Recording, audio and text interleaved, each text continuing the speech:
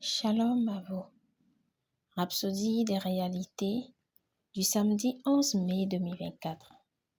Pasteur Chris partage avec nous sur le thème « Dynamisez votre esprit ». Alléluia. Notre verset d'ouverture est tiré de 2 Timothée 1, verset 6. C'est pourquoi je t'exhorte à ranimer le don de Dieu que tu as reçu par l'imposition de ma main. Gloire à Dieu.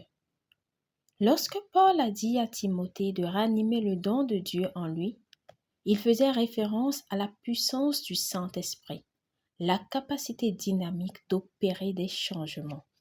C'est de cette même puissance que Jésus a parlé lorsqu'il a dit « Mais vous recevrez une puissance, le Saint-Esprit, survenant sur vous. » Actes 1, verset 8. Si vous avez reçu le Saint-Esprit, cette puissance réside en vous. Cette puissance peut toutefois rester en sommeil si elle n'est pas activée. Et le moyen le plus rapide de l'activer est de parler en d'autres langues.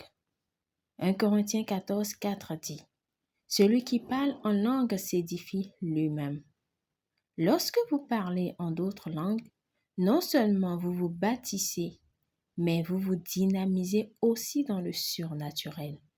Vous suscitez la puissance divine de l'intérieur pour apporter des changements dans tous les domaines de votre vie. Gloire à Dieu.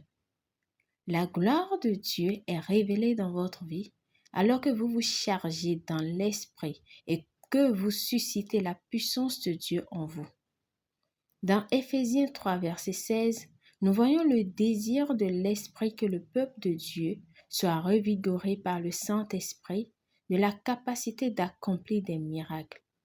Prier en langue peut faire en sorte que cela se produise pour vous. Prier en d'autres langues dynamise également votre foi. La Bible dit dans Jude 1, verset 20, « Pour vous, bien-aimés, vous édifiant vous-même sur votre très sainte foi, en priant dans le Saint-Esprit. » La foi vient à vous lorsque vous entendez la parole de Dieu. Plus vous entendez la parole, plus votre foi augmente. Cependant, c'est en priant en d'autres langues que vous vous maintenez au sommet de la foi. Alléluia.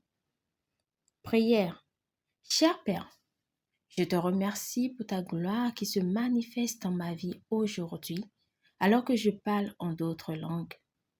Ta puissance en moi est activée, me donnant l'énergie de marcher dans la sagesse divine, en progressant et en m'élevant de plus en plus haut comme un édifice au nom de Jésus. Amen.